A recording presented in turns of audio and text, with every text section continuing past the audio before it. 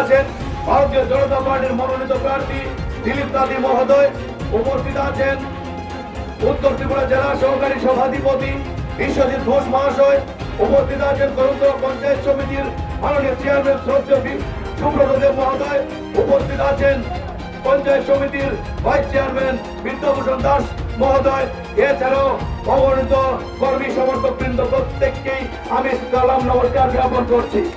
আমি আপনাদেরকে বলতে চাই, আপনারা যেভাবে আজকে আমাদের মনোনীত প্রার্থী সমর্থনে সাড়া দিয়ে এসছেন, আগামী 16 ফেব্রুয়ারি পর্যন্ত আপনারা আপনাদের এই কাজটি চালিয়ে যাবেন এবং আগামী দিনে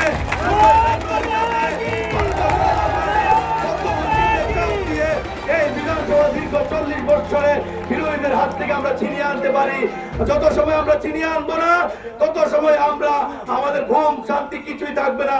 আপনারা প্রত্যেকে বুঝ করে আমাদের প্রত্যেক মানুষের কাছে বাড়ি বাড়ি যাবেন এবং বুঝাবেন আমাদের ভারতীয় জনতা পার্টির এইবারে যে মনোনীত প্রার্থী দিলীপ দাদি মহোদয় একজন সহজ সরল সাধারণ ঘরের মানুষ, যাতে আমরা আগামী দিনে ওনাকে বিপুল ভোটের ব্যবধানে জয়যুক্ত করে পবিত্র বিধানসভায় পাঠিয়ে আমাদের কদমতলা কুর্তি মন্ডলের উন্নয়নের ধারাকে অব্যাহত রাখতে পারি, সহজ সরল মানুষের জন্য আমরা কাজ করতে পারি এবং আপনাদের সেবায় নিয়োজিত থাকতে পারি। এই কামনা করে আমার আলোচনা এখানে শেষ করছি। বন্দে মাতরম, ভারত মাতা কি জয়, বিজেপি জিন্দাবাদ।